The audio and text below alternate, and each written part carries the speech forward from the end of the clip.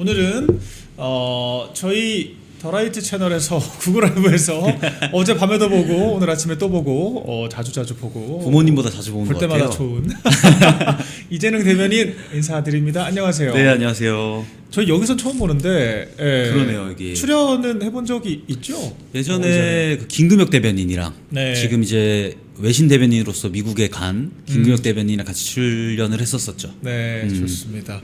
그래서 오늘 우리 시청자 여러분들께 오랜만에 인사 한번 부탁드릴게요. 네, 안녕하세요. 국민의힘 미디어 대변인 이재능입니다. 많이 부족하지만 우리 박미영 대변인 통해서 많이 배우면서 당원들 마음을 중심으로 움직이고자, 그리고 배신하지 않고자 열심히 노력하고 다짐하는 이재능이라고 합니다. 잘 부탁드립니다. 매우 정당 정치에서 상식적인 건데 우리는 배워야 하는 특이해 보이죠? 예, 특이한 당의 상황 우리가 잘 바꿔 나가야겠죠. 자, 바로 질문 시작해 보겠습니다. 장덕 대표께서 비공개로 이진숙 위원장님 만났다라고 어제 보도가 나왔죠. 그렇죠. 사실 제가 따라간 당사자라서 질문하는 게 조금 그렇긴 한데 저도 뭐 같이 설명 잘 드릴게요. 네.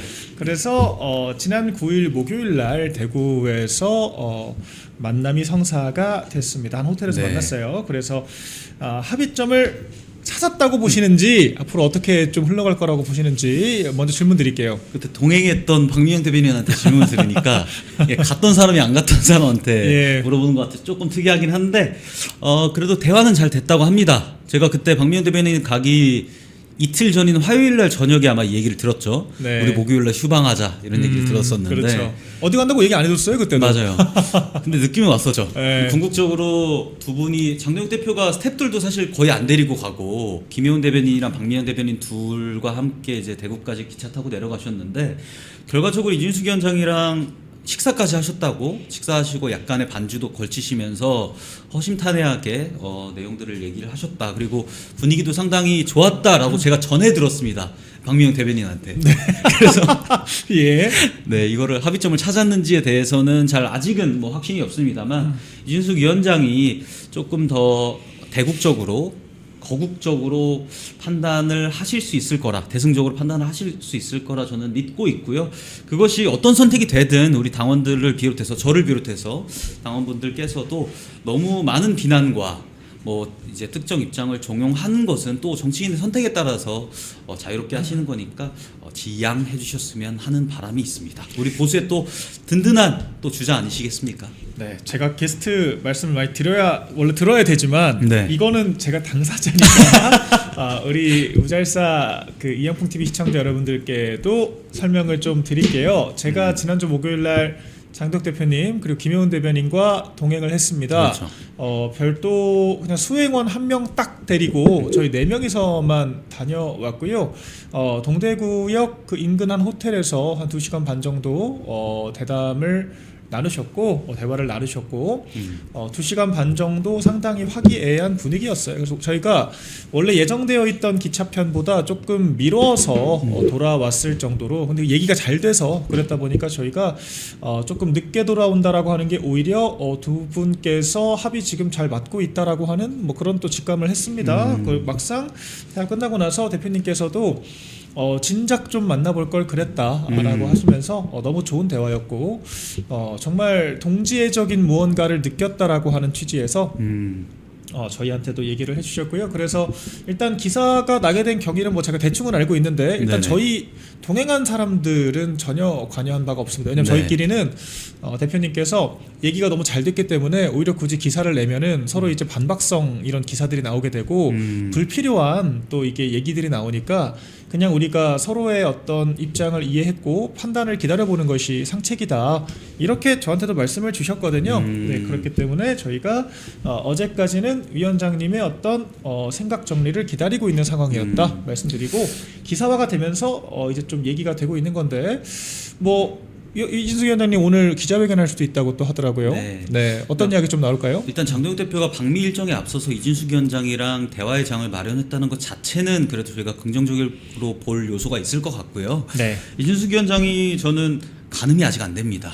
왜냐하면 지금 대구시장 예비 후보로서 준비했던 기간이 벌써 몇 달이 돼 가고 그 과정에서 캠프에 합류했던 인원들이 있었기 때문에 보통 이제 국회의원 재보궐선거라고 하면 그 이후에 이제 따라오는 어떤 보상이라든지 이런 리워드 부분에서 보좌관 9석 정도라고 이제 얘기를 하거든요. 근데 네. 이제 시장 선거 같은 경우에는 시장 내에 수백 명의 이제 자리를 담보할 수 있고 또 어떤 뭐 시 내에 있는 어떤 사업이라든지 이런 이해관계들까지도 이제 이권 사업이 될 수도 있는 부분인데 이권 사업이라고 하면 좀 이상하지만 네. 사업에서 어쨌든 메리트를 줄 수 있는 부분들이 있는데 이제 그런 부분들이 확 줄어들게 되는 거 아니겠습니까? 보궐로 가게 되면. 네. 그러다 보니까 그 캠프 안에서의 반발도 있다고 제가 오늘 아침에도 전해 들었어요. 그렇죠. 네, 그래서 저는 이진숙 위원장께서 대승적으로 판단을 하셔서 국회로 오셔서 싸울 수 있는 어떤 기반과 틀을 마련하시는 게 중요하다고 개인적으로 생각은 합니다만 그 캠프 내 인사들의 얘기에도 분명히 목소리를 기울이실 것 같고 그에 따른 결론이 어떻게 나올지는 좀 두고 봐야 될 것 같다 이런 말씀을 드립니다. 네, 결과적으로 지금 대구시장 선거 분위기가 생각처럼 좋지는 않습니다. 네. 그 현지 제가 목소리를 조금 전해 들어봐도 생각보다는 김부겸 후보 인기가 괜찮다. 그러니까 전처럼 일단은 돌고 돌아 국민의힘이 되는 그렇게 나이브하게 볼 상황은 아니다. 이런 이야기들을 많이 하시더라고요. 긴장을 해야 되고 어쨌거나 결과적으로 국민의힘의 대구시장 후보와 보궐선거에 대구에서 출마를 하시는 이진숙 위원장, 그러니까 가정입니다. 같이 손붙잡고 김부겸과 싸운다라 그러면 이건 진짜 그림 괜찮을 것 같거든요. 맞아요. 네. 그리고 저는 꼭 좀 말씀드리고 싶은 것이 지금의 상황을 만든 것은 이정현 공관위원장도 장동혁 대표도 아니라고 생각을 해요. 네. 그러니까 대구라고 하는 곳이 양지라고 하고 사실 뭐 거기 있는 국회의원분들께서 혹은 출마자분들께서 깃발 꽂으면 당선된다라는 마인드로 하신 것 마냥 지금 그 양지가 점점 비옥해지기는커녕 황폐해진 거잖아요. 어떻게 보면. 그러니까 이제 김부겸이라는 이제 사실상 양평 갖고 양평에서 살고 있던 분이 갑자기 또 마실라오드 출장해가지고 네. 출마를 하는데도 불구하고 지지율이 꽤 나오고 있는 상황이고, 그러니까 저는 이 양지는 더욱더 비옥해져야 되는데 이게 이렇게까지 황폐해진 것은 결국 그 지역 국회의원들의 몫이 아닌가. 네. 심지어는 지역에서 이제 활동을 한다고 하면은 민심을 닦는다고 한다면은 국회의원 그리고 광역단체장 그리고 광역의원 그리고 기초의원까지 거의 대부분이 국민의힘 사람들 아니었겠습니까? 그런데도 불구하고 이렇게 지지율이 뒤집어지는 환경까지 왔다는 것은 더 탄탄해지지 못했다는 것은 기존의 정치인들이 조금 과거의 행적들 그리고 본인들이 어떤 길을 걸어왔는지에 대해서 다시 한번 좀 되돌아볼 필요가 있다. 이번 기회로 이런 생각도 듭니다. 경각심을 가져야겠죠. 네. 자, 부산으로 좀 넘어가 보겠습니다. 한동훈 씨가 복합 출마를 사실상 공식화를 했어요. 뭐 나 출마하겠다라고는 얘기 안 했지만 집을 구했습니다라고 하면서 뭐 갑자기요? 남의 고향 이야기 하듯이 뭐 그런 뭐 푸근하고 뭐 학생들과 사진 찍었던 그런 곳입니다. 부산 시민들을 위해 살겠습니다. 갑자기 한평생 그 강남 8학군으로 살다가 압구정부터 갑자기 시작해서. 갑자기 부산 시민들을 위해 살겠다고 해서 나왔는데 가당치도 않은 지금 무공천 얘기 계속 되고 있죠. 그래서 맞아요. 네, 결과적으로 뭐 본인이 기어이 나오겠다라고 하면은 국민의힘 후보와 민주당 후보까지 3파전이 될 것 같은데 어떻게 흘러갈 거라고 보십니까? 일단은 뭐 예측에 앞서서 저는 한동훈 전 대표를 비판을 안 할 수가 없는 것 같아요. 그러니까 정치인이라고 하면 그 지역의 민심을 대변해서 국회로 들어가서 의정 활동을 하는 것인데 이렇게 양지 쫓아다니면서 압구정 강남 살다가 강남에는 공천 못 받을 것 같으니 당연히 자리가 네. 안 나니까 못 받을 것 같으니까 뭐 대구를 가느니 부산을 가느니 그렇게 끝까지 간 보다가 계산하에 그 지역을 찾아갔다는 점에서 비판을 안 할 수가 없겠고요. 그리고 뭐 직구했다고 하는데 그러니까 저는 아까 그 김부겸 전 총리 얘기도 했습니다만 갑자기 집을 구해서 그 지역 사람들의 목소리를 들을 수 있는 시간이 이제 50일 오늘로써 50일밖에 안 남은 상황이거든요. 그 지역의 민의를 어떻게 대변을 하겠다는 건지. 그러니까 정당 정치라고 하면은 그냥 이 한동훈 전 대표에 대해서는 비판은 네. 이용프 TV에서 워낙 많이 하셨으니까 그대로 넘어가고 예측을 하자면 저는 박민식 후보가 당선될 가능성이 높지 않을까. 지금 뭐 하정우 AI 수석 얘기도 나오고 민주당에서 이영풍 기자님도 출마했습니다. 아 그렇죠. 두 분 중에 네. 한 분이 되지 않을까 이런 네, 생각이 경선을 드는 할 것 것이 같아요. 네. 제가 좀 객관적으로 그냥 말씀드린 건데 지금의 어떤 여론 조사로만 봤을 때 지지율 추이에서 1등이라서 제가 말씀을 드렸던 거고 뭐 두 번째로는 국민의힘에서 이제 이영풍 기자님이 되실 수도 있겠죠. 저는 적어도 하정우 수석이 당선되는 것만큼은 막아야 된다.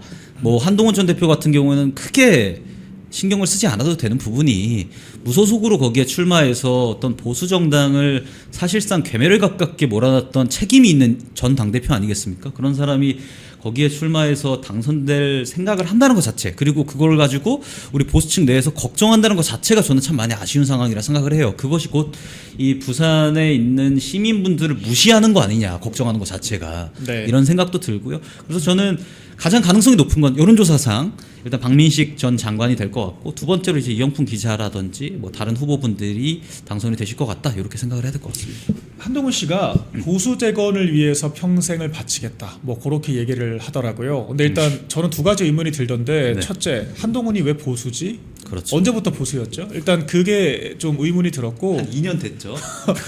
갑자기 보수래. 문재인 네. 때가 화양연화라고 하던 사람이. 예, 그다음에 두 번째로는 보수를 말아먹은 사람이 보수 재건하겠다는 건 너무 모렴치하지 않나요? 그렇죠. 그러니까 장동혁 대표가 작년 8월에 전당대회에서 당선되고 나서 작년 11월까지 지지율을 39.5%까지 리얼미터 기준으로 네. 쭉 우상의 곡선을 그리면서 끌어올렸던 과는 별개로, 한동훈 전 대표가 비대위원장 시절부터 그리고 당 대표를 했던 시절까지 저희가 계산을 해보면 지지율이 한 18% 정도 떨어졌어요. 숫자가 참 딱 맞는 숫자인 것 같은데 18% 정도를 폭락시켰던 원인이 어디 있겠냐, 저는 이런 질문을 한동훈 전 대표한테 하고 싶어요. 그 당시는 지금보다 보수의 상황이 훨씬 좋았을 시기입니다. 저희가 지난 지방선거만 놓고 봐도 저희가 거의 대부분의 지역구를 승리를 했어요. 15개 지역구 광역단체장을 승리를 했었을 정도로 상황이 좋았고, 그 이후에 이제 총선 과정에 있어서도 윤석열 전 대통령 임기 2년 차 정도 됐을 때인데, 그때는 레임덕이 올 때도 사실 아니거든요. 그런데 그 레임덕을 가속화시키는 데에 민주당의 부한회동을 해서 우리 여당의 당대표가 동조해서 우리 당의 어떤 재건은커녕 괴멸을 이끌었다는 점에서, 아니 본인이 지금 뭐 보수 재건을 얘기한다는 것 자체가 너무 뜬금없지 않나, 이런 생각도 들고, 네. 애초에 가능성도 없다라고 생각을 하는 것이 우리 당 사람이 아니에요. 그렇죠. 보수의 재건을 본인이 외치고 싶고 그걸 증명하고 싶다고 한다면 차라리 뭐 과거의 안철수 의원이라든지 네. 혹은 이준석 전 대표처럼 창당을 해야 되는 거 아니겠습니까? 그렇죠. 근데 창당할 용기는 없으면서 국민의힘으로 되돌아오겠다라는 아직도 뉘우치지 않는 그런 파렴치한 말들만 일삼고 있으면서 보수 네. 재건을 얘기한다는 것은 암세포가 우리 몸을 건강하게 하겠다고 외치고 다니는 꼴이거든요. 그래서 저는 앞뒤가 안 맞기 때문에 여기에 대해서는 비평을 할 가치가 없다, 이렇게 생각을 합니다. 근데 이게 참 한동훈 씨가 역대급 금쪽이라서 네. 그만큼 시터들이 많은가 봐요. 자꾸 우리 당에 계신 특히 중진급 국회의원이라고 하시는 분들이 무공천이란 말을 저는 처음 들어봤어요. 정당이 무공천을 한다. 무슨 사실 뭐 이럴 수는 있겠죠. 이를테면은 그 예전에 민주당에서 이 서울시장 박원순 전 시장 본인의 과실로 보궐이 났죠. 오거돈 시장 뭐 그렇죠. 이를테면 이런 사건들 같은 경우에는 당시 민주당 당원 당규상 우리의 과실로 보궐 나면은 공천 안 한다. 뭐 이런 규정들은 있을 수 있는데 그런 상황도 아닌데 느닷없이 무소속 후보를 당선시켜야 되니까 무공천을 하라고 하는 정말 근본 없는 주장을 하는 분들이 계세요. 국민의힘에서 공천을 5번 받고 4번 받고 당선권으로 그렇게 해가지고 중진급으로 꼬리랑 뿔은 다 빠신 분들이 이제 와서 한동훈 씨 시팅하겠다고 정당 정치의 대원칙까지 저버리고 이런 말 같지도 않은 주장들을 하는데 어떻게 좀 보십니까? 정당이라고 하는 건 결국엔 선거에서 승리하기 위해서 존재하는 것이고, 그런 이념을 가진 사람들끼리 뭉친 거 아니겠습니까? 그런데 특정 지역의 후보를 내지 말자라고 주장하는 것은 해당 행위죠.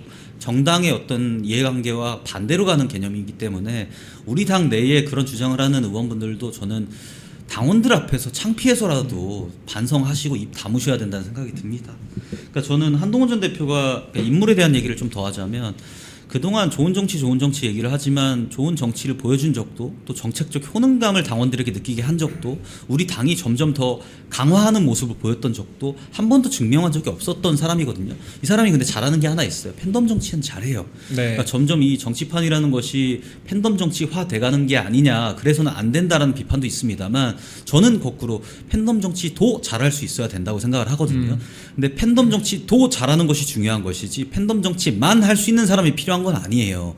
그런 정치는 정치가 아닙니다. 올바른 정치가 아니고, 그분께서 이제 팬덤들 전국에 끌고 다니면서 버스 동원해서 네. 어떤 위력 과시를 하는 모습들에 그 특정 중진 의원분들께서 조금은 주눅 드실 수도 있겠습니다만 그동안 없던 소식이기 때문에 네. 밖에 있는 사람 그리고 우리 당을 괴멸시켰던 사람을 두고 그 사람에게 어떤 이익이 될 수 있는 그런 환경 우리 당에서 마련하자라고 주장하는 것은 저는 해당 행위를 넘어서 이거는 폐륜이다라는 생각이 듭니다. 이적죄죠. 창피한 줄 이적죄. 알아야 되는 거예요. 예, 형법으로 치면 우리 당의 많은 지지자분들께서 탈당을 하셨다 다시 입당을 하시는 경우들도 있고 혹은 진짜 아예 탈당해 버리신 분들도 많이 계세요. 이분들이 공통적으로 하신 이야기에 제가 조금은 공감하는 게 뭐냐면 이 당에 있는 정치인분들 그리고 이런 중진 정치인분들께서 이 당의 중심을 잡고 당이 옳은 방향으로 가도록 끌고 가는 것이 아니라 오히려 이렇게 휘둘리고 다니고 저희 같은 젊은 대변인들보다도 훨씬 더 휘뚜루마뚜루한 모습들을 보이니까 야, 이 당 한번 망해야 된다는 극단적인 얘기까지들 당원분들께서 하시는 거거든요. 그런 분들은 근데 더 어이가 없는 건 그런 분들을 두고 이 사람들이 너무 극단적인 발언을 한다. 당원들이 이 사람들 극우다 내쫓아야 된다라고 하면서 주인 행세를 한단 말이에요. 당이 지금 이렇게 거꾸로 가고 있으니까 이런 비판들이 들리는 것에 대해서 저는 어느 정도 10분 공감을 하고 다만 이것에 대한 어떤 저는 해결이 중요하다고 생각을 해요. 현상을 떠나서 일단 진단은 됐으니까 우리가 어떻게 처방을 해야 되냐 하면 우리 당원분들께서 과거와 다르지 않습니까? 이제는 주인의식도 있으시고 우리가 주인이라는 걸 다 알고 계세요. 당원 주권 중심으로 저희 젊은 대변인 그리고 당대표부터 움직이고 있다 보니까 자리에 앉아서 다음 뭐 전당대회가 되든 다음 어떤 총선이 되든 우리 당원분들께서 이제 유권을 하셔서 우리 정치인들을 다 갈아 끼우셨으면 좋겠다. 저는 이렇게 좀 설득도 같이 드리고 싶습니다. 제가 국민의힘에 들어와서 느낀 점은요. 이 어설픈 식자층들이 제일 무섭다 이런 생각이 들어요. 뭐 시험은 잘 쳤을 수 있겠죠. 근데 시험 잘 치는 거랑 일 잘하는 거랑 사람 보는 눈 있는 건 다 다르잖아요.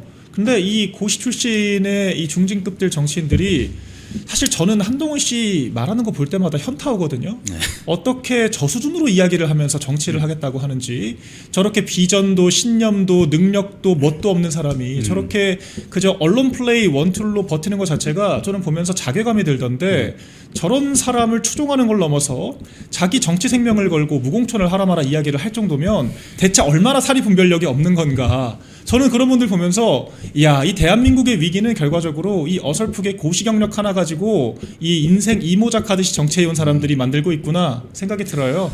그런 분들이 당원들과 너무도 지금 결이 다르고 감정이 다르기 때문에 이게 정당의 모습조차 못 취하고 있다라고 하는 생각이 듭니다. 아까 이제 혹자는 국민의힘 망해봐야 정신 차려 이렇게 말씀하셨잖아요. 사실 이 이상 망할 수가 없어요. 그러니까 대통령 정당이었다라고 하는 타이틀이 무색하게 대통령 탄핵 2번 당했잖아요. 2번 당하고도 이제는 좀 당원 대주주로 가야 된다라고 하는 식으로 생각이 바뀌는 것이 아니라 그나마 그 있는 몇 자리 자기네들이 연임해보겠다고 한동훈이라도 데려와서 나 그 5선 해보겠다 6선 해보겠다 그러고 있는 게 지금 우리 중진급들의 인식인 것 같아서 참 참담합니다. 그러니까 이거는 망하는 문제가 아니라 좀 적극적으로 세대 교체를 하고 좀 혁신을 해야 되는 문제 아닌가 생각이 들거든요. 저는 근본적인 문제는 그 중진 의원들을 비롯해서 우리 당 의원들의 사리분별이 안 되는 부분이라든지 판단력이 부족한 부분은 아니라고 생각을 해요. 저는 그 저의가 중요하다고 생각을 하거든요.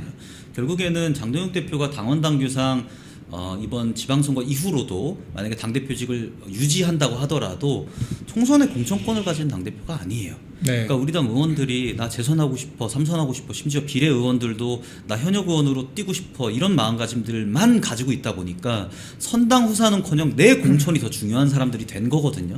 저는 뭐 그런 개인적인 욕심을 비판하고 싶지는 않아요. 그러나 적어도 당이 이렇게 지금 바람 앞에 촛불이었던 상황이었는데 이런 상황에서 당대표가 어떻게 해서든 초석과 시금석이라도 마련해서 이 집에 기둥이라도 좀 세워보려고 하는 상황인데 이 상황에서도 본인 어떤 안위만 생각한다는 것은 이것은 저는 당원들에 대한 예의도 아니고 당에 대한 배신이라고 생각을 하거든요.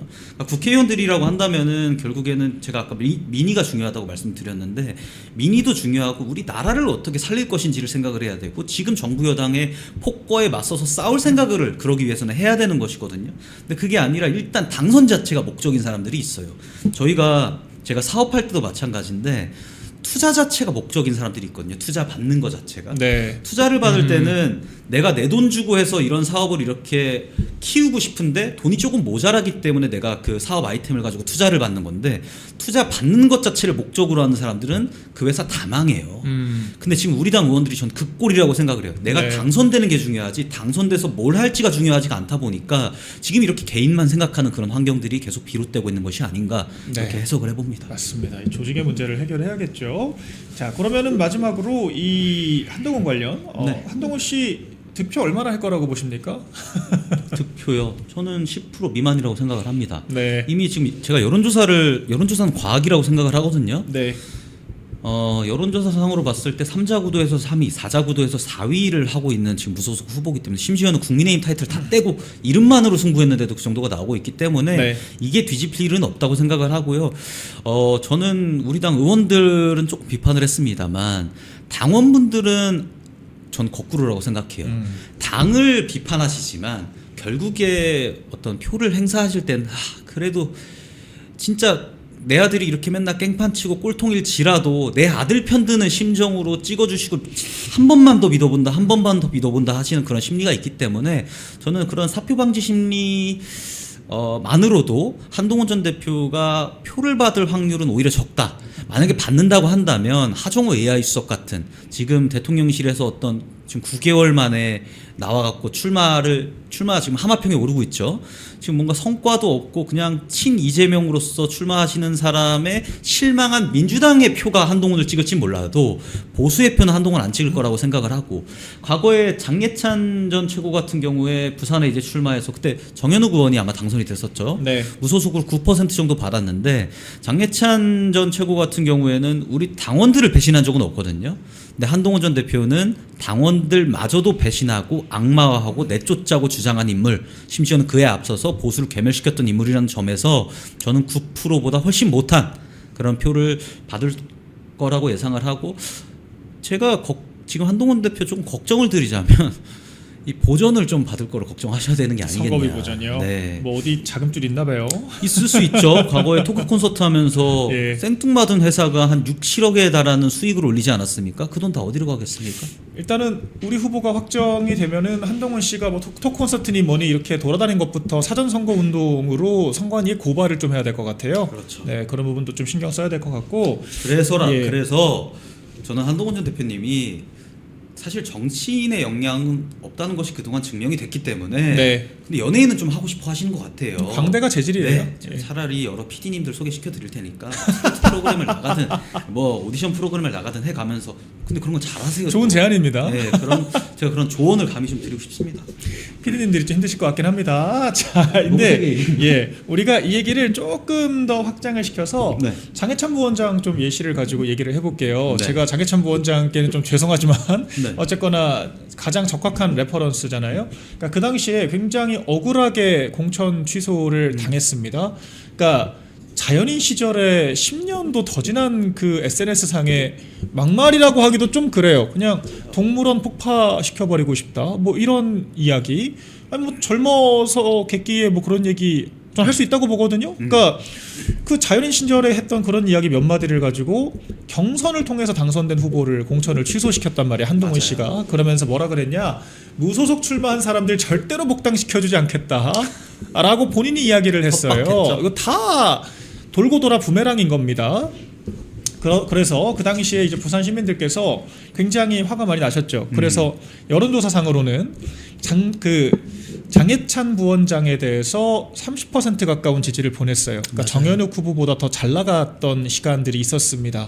그런데 결과적으로 이제 본 투표장에 가서는 그래도 정현욱 후보를 과반까지 찍어줬단 말이죠. 네. 그러니까 저는 한동훈 씨도 뭐 당장은 인지도 때문에 뭐 혹은 다른 이유 때문에 뭐 팬덤들이 적극적으로 응답을 하든 부산이라고 속여서 응답을 하든 뭐 지지율은 어느 정도 나올 수 있다고 생각을 합니다. 그런데 장해찬 부원장이 30% 받다가 9%까지 쪼그라들었다. 결과적으로 사표 방지 심리가 정말 무섭게 작동을 한다라고 하는 거고, 그래서 한동훈 씨가 뭐 일시적으로 아마 미디어 토마토보다는 조금 올라갈 수 있을 거예요. 출마를 공식화를 한 수준이기 때문에. 그런 것들을 우리가 굳이 동요할 필요가 없습니다. 현장 가서는 맞아요. 어쨌거나 이길 수 있는 후보, 우리 당의 한석을 보태줄 수 있는 후보에게 표를 주는 것이 인지상정이고 지금까지 늘 유권자들은 그렇게 현명한 선택들을 해왔다. 이런 생각이 듭니다. 한동훈이라는 분이, 그러니까 저는 우리 당원분들뿐 아니라 우리 국민분들께서 후보의 어떤 정당성을 많이 보시는 것 같아요. 그러니까 이 사람, 그 장례찬 전 최고 말씀도 하셨었지만 장례찬 전 최고가 수영구에 출마할 때 경선을 통해서 당선됐던 그 결선에 이제 진출을 했던 정당성 있는 후보였는데 한동훈 전 대표가 정당성을 뺏어버렸었잖아요. 지금 한동훈 전 대표가 부산에 출마해야 될 정당성과 어떤 당위성들이 부재한 상황이기 때문에 네. 부산 시민들 그리고 중도층 나아가서는 우리 당원분들까지도 한동훈 전 대표를 뽑을 가능성이 점점 더 적어질 수밖에 없다. 이렇게 보는 게 합리적이라고 보는 거죠. 네, 그래서 좀 다른 평택 이야기로 넘어가 볼게요. 네. 오늘 조국 대표가 평택에 출마를 공식화를 했습니다. 네. 현재 평택 같은 경우에는 황교안 자유와혁신 대표죠. 네. 출마하겠다라고 언급을 한 상태이고 현재 네. 국민의힘에서는 뭐 유이동 전 의원 아니면 뭐 이재현 의원 전 네. 의원 등등 하마평이 나오고 있습니다만 아직 네. 후보군을 확정하지는 못한 상태예요. 그렇죠. 혹시 국민의힘에서는 어떤 후보가 좀 유력하다라고 보십니까? 지금은 특정 후보가 막 치고 나가는 모습들은 안 보이는 것 같아요. 그러나 이제 다양한 후보들이 하마평에 오르고 또 출마 의사들을 이제 백그라운드에서 많이 밝히고 계시면서 네. 저는 그 중에서 경쟁력 있는 후보들이 분명히 나올 거라고 생각을 하고 그 경쟁자가 황교안 전 대표가 아니라 결국 조국이라는 사람 아니겠습니까? 네. 조국을 상대로 하기 때문에라도 평택은 저희가 지금 어려운 지방선거지만 가능성이 네. 좀 높은 상황으로 점점점 진전이 돼 가지 않을까 이런 생각도 예. 같이 해봅니다. 평택 시민들은 무슨 죄인가 싶어요. 그러니까 뭐 평택시를 오랫동안 이렇게 갈고 닦고 신경 썼던 그런 사람들이 아니라 네. 갑자기 그냥 그 전국에서 될 만하다라고 생각하는 사람들이 우후죽순 지금 출마하고 있는 모양새라서 네. 지금 한동훈 씨부터 시작해가지고 네. 이게 지역구 정치가 이렇게 하라고 만든 건 아니잖아요. 그렇죠. 네. 자기 지역구에서 텃밭을 갈고 닦아서 결국엔 열매를 맺는 것이 지역구 정치인데 남의 밭 돌아다니면서 자리 좀 비켜줘라고 하는 식의 정치는 그 어떤 지역 구민들도 원하지 않겠죠.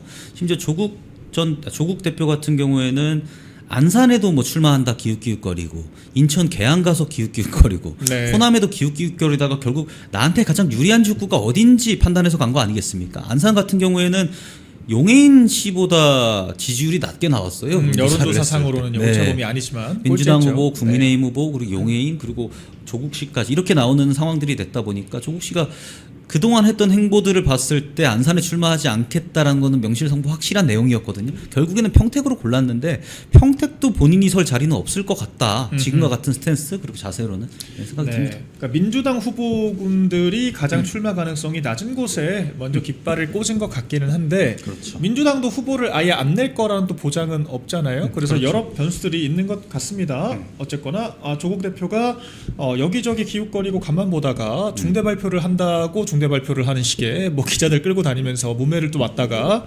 결국 평택으로 노선을 결정을 했다.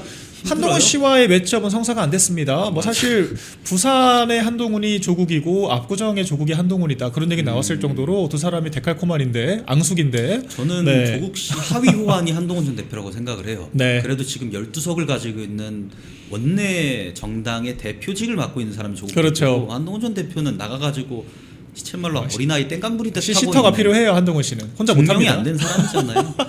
여기저기 시팅 해줘야 돼요. 네. 그러니까 비켜달라. 당이 나를 위해 희생해라라고 하는 사람과 네. 내가 나가서 한번 뭔가라도 해보겠다라고 하는 사람은 전 큰 차이가 있다고 보기 때문에 데칼코마니라기보다는 하위 호환이다 이렇게 네. 표현하는 게 더 적절할 것 같습니다. 누구보다 한동훈 씨처럼 부족한 사람을 시팅을 해줬던 것이 윤석열 대통령 부부였는데 말 같지도 않은 인사를 그 참모들의 반대에도 불구하고 사실 법무부 장관 임명을 하셨고 비대위원장도 시켜줬고 맞아요. 온갖 인사권과 공천권 다 행사했는데 역대급 시팅을 받고도 뒤통수 친 사람을 아직까지도 인간적으로 신뢰하고 밀어주겠다라고 하는 분들은 정말 사람 보는 눈 키우셔야 된다 이런 생각이 다시 한번 듭니다. 정말 그러시면 안 돼요. 중진급 의원님들 제가 이제 정당에 엔터 그렇게 하시는 거 아닙니다. 예. 엔터 있다 보니까 약간 네. 비슷한 생각이 드는 게 예를 들면 SMIG JYP 빅히트라는 회사 대기업에서 아이돌이 네. 데뷔를 하잖아요.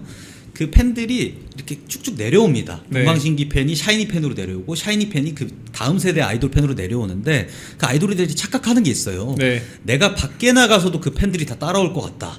예를 들면 한동훈 전 대표의 팬을 자기가 이어받고 싶은 사람들이 있을 것 같은데 이분들은요 한동훈이랑 갈라서는 순간 그 팬들 다 떠나거든요. 네. 그러니까 쓸데없는데 눈독 들이지 마시고 당을 위해서 움직이는 모습들을 보이셨을 때 본인들에게도 미래가 있을 것 같다. 이런 조언을 감히 드리고 싶습니다. 맞습니다. 자, 마지막으로 우리 장덕 대표께서 지난 주중에 이 목요일 아마 이수기 위원장 찾아뵙고 바로 직후에 출발을 하신 걸로 보여요. 네.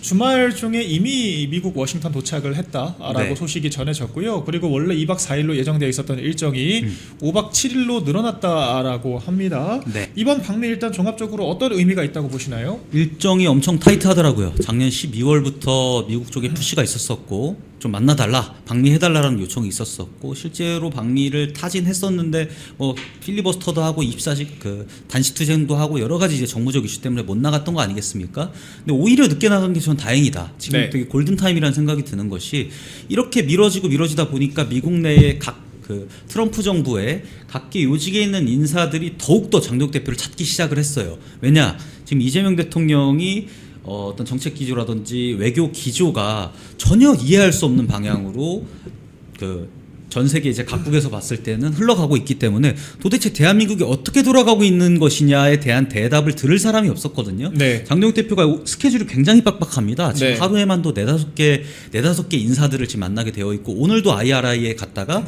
이제 국무부로 이동하는 일정을 가지게 되는데 그 과정에서 많은 이제 미국이라든지 혹은 대한민국의 자유민주주의에 대해서 걱정하는 인사들과 어떤 회담이라든지 연설을 하면서 이 대한민국의 차후 이제 보수의 리더로서 또 자리를 잡을 수 있는 그런 상황이 될 것 같고 또 지금 국제적으로도 대한민국이 이재명 대통령이 많이 조롱받고 있는 상황 아니겠습니까? 그 이스라엘에 대한 SNS 네. 올리면서 대한민국이 이렇게 조롱받고 있는 상황에서 어떤 국제적 위상이 바닥으로 지금 치고 있는데 이에 대해서 좀 해명도 할 수 있고 또 외교적으로도 지금 트럼프가 대미 통상 협상에서 다른 국가들에 비해서 GDP 대비 사실상 가장 안 좋은 조건으로 지금 관세 협상을 맺었는데 네. 이런 부분에 있어서 앞으로 또 어떤 보복이 돌아올지 모르거든요. 이란 전쟁에서 우리나라가 적극적으로 참여하지 않았다, 아무런 역할도 하지 않았다라고 하면서 콕 집어 말한 만큼 그것이 분명히 전 후과로 돌아올 것이라고 보는데 그 과정에서 우리 국가를 위해서라도 지금 장동혁 대표가 행정부에서 일하는 사람은 아니지만은 네. 그래도 어떤 미국이 우리에게 갖고 있는 미운털을 몇 개는 뽑아주는 역할을 좀 하고 올 수 있지 않을까? 네. 전 그런 데에 좀 의의가 있다고 봅니다. 말씀하신 것처럼 지금 이재명 대통령이 또 어제 SNS를 또 올렸더라고요. 그러니까 지금 기싸움 계속 하고 있거든요. 그러면서 뭐 어쨌거나 나는 보편 인권을 얘기한 것이다. 그리고 오늘 또 아침에 했던 이야기는 뭐 장기의 비유를 하면서 네. 외계인 뭐 화성인이 쳐들어왔는데 왜 나를 지적을 하냐? 뭐 이런 아. 식의 비유를 또 썼더라고요. 그러니까 지금 뭐 이스라엘이 화성인이고 지금 우리랑 뭐 싸우고 있는 상황인 그렇죠. 거라고 인식을 하는 건지 모르겠습니다만 본인은- 가만히 있는 이스라엘을 본인이 공격을 한 거잖아요. 아니, 뭐 가만히 있진 않았어. 우리나라한테 사실 직접적으로 뭔가를 한 건 없잖아요. 그렇죠. 네. 그러니까 오늘 아침 뭔 얘기를 했냐면 명인들 바둑 두는데 네. 오목 좀 둔다고 하는 사람들이 와서 훈수도는 꿀이라고 하고 그쵸. 지금 화성인들 쳐들어와도 내부 총질을 하겠느냐 이런 말도 안 되는 얘기들 하고 있거든요. 네. 이러니까 지금 외국에서 조롱하고 있는 겁니다. 아니 이스라엘이 언제부터 우리나라에게 화성인 같은 그 존재였죠. 이스라엘 사실 굉장히 한국의 친화적인 민족이었고, 그렇죠. 우리나라와 전혀 사실 한미 동맹의 연장선에서 이스라엘과의 관계도 맞아요. 굉장히 긍정적으로 이끌어왔던 것이 대한민국 외교의 역사였습니다. 맞아요. 느닷없이 본인이 공격을 하더니 갑자기 화성인 취급을 하면서 지금 이런 비유를 지금 드는 것이 정상적인지 모르겠는데요. 아무튼 지금 그 벤스 부통령이 이란 협상을 마치고 다시 미국으로 돌아가는 상태이잖아요. 그래서 지금 백악관과 국무부 방문이 예정되어 있는 장덕 대표가 이렇게 좀 미국 이스라엘과 이재명 정권의 긴장감이 감도는 상황에서 국무부 관계자들, 고위급 관계자들을 만난다면 상당히 이 대조가 되면서 상징적인 장면이 될 수도 있을 것 같아요.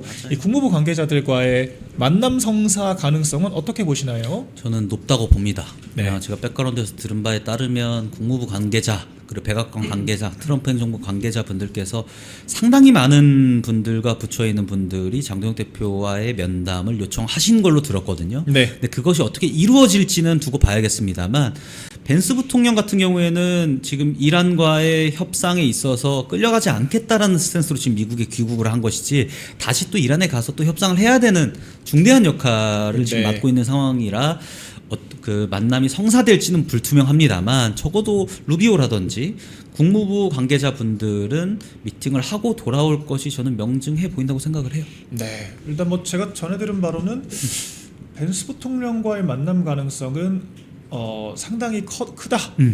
다만 오히려 루비오 국무장관과의 어떤 만남 성사는 조금은 허들이 있다라고 하는 얘기들도 있더라고요. 그래서 이건 좀 저희가 지나가는 추이를 지켜봐야 될 것 같습니다. 어쨌거나 외교적 만남이라고 하는 것은 서로 간의 어떤 신뢰가 굉장히 중요하기 때문에 비공개 일정을 전부 오픈하기는 힘들다. 네. 이런 점에서 저희 논평이 좀 제한되는 부분들이 있습니다. 자, 마지막으로 오늘 40분 힘차게 달려봤는데 우리 시청자 여러분들께 마지막으로 한마디 부탁드릴게요. 오늘 갑자기 저희가 대본을 못 보고 와가지고 여기 오니까 주시더라고요. 원래 그래요? 주제만 원래 그래. 좀 갑작스럽긴 네. 한데 제가 요새 당원분들께 가장 많이 드리는 말씀이 있습니다. 당원들 집주인 아니시냐? 정치인들은 세입자에 불과하다. 네. 세입자들이 깽판 치고 마음에 안 드신다고 하면 여러분들이 내쫓을 수 있는 기회가 전당대회 그리고 그 이후로도 있으실 것이다. 그때 표를 행사하기 위해서라도 많이들 남아주시고 미운 자식들 나중에 내쫓자라는 마인드로 남아주셔야 이 당을 바꿀 수 있다는 말씀드리고 지금 저희가 탈당한다고 해서 개헌 전지선 개헌을 막을 수 있고 뭐 개헌 막는 데 도움이 되고 이런 상황은 절대 없거든요. 지금 민주당이 3권까지 다 뒤집어 엎고 있는 상황이고 수사권까지 방송까지 모두를 지금 장악하고 있는 것으로 보이는 상황에서 과거에 우리가 자한당 시절처럼 국민의힘 한번 망하고 새로 차린다고 해서 더 건강한 정당이 탄생하기는 저는 어렵다고 생각을 해요. 그렇기 때문에 여러분들 남으셔서 지금 110만 책임당원 그리고 뭐 당 자산이 뭐 한 2천억 정도 되는 것 같아요. 그것을 온전히 가져가면서 네. 당에 있는 임원들, 일 못하는 부장들, 실장들 다 갈아 주시기를 간곡히 당부드리고 싶습니다. 콩TV를 사랑하시는 시청자 여러분, 대한민국은 지금 체제 전쟁 중입니다. 연성 파시즘 체제로 갈 것이냐 아니면 자유민주주의 체제를 지킬 것이냐, 이를 위해서는 결단과 용기가 필요합니다.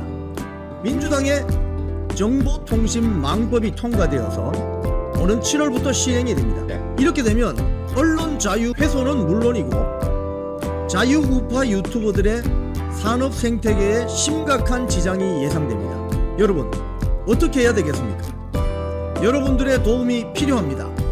여러분들이 우잘사 회원에 가입하셔서 대한민국 체제 전쟁에 승리하고 국민의힘 장동혁 지도부를 지켜내고 정보통신망법을 비롯한 언론 자유를 심각하게 훼손하는 여당발 공세에 대응해 주시기 바랍니다. 우잘사 회원 많이 가입하셔서 함께 가는 여정을 만들어 갑시다. 감사합니다.